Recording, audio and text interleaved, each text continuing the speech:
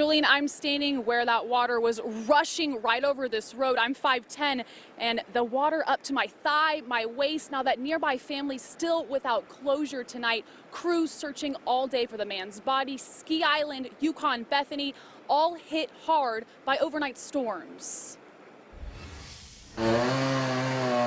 Daylight unveiling a massive cleanup for Oklahoma families. It looks like a war zone.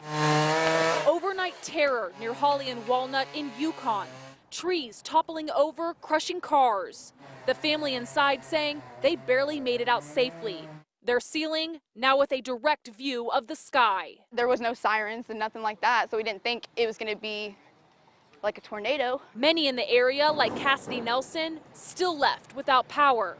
Water was just pouring in there. At Ski Island, record rainfall for September at Richard Easley's house. We just started kind of making plans to get out of here. Families returning to face the damage, homes gutted.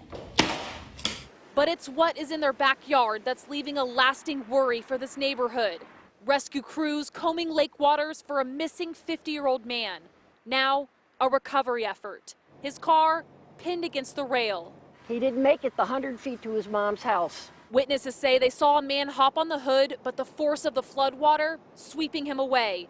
The search stalled for the night as Oklahoma storms prepare to strike again. You can clean up, you can yank out carpet, but you can't replace a family member.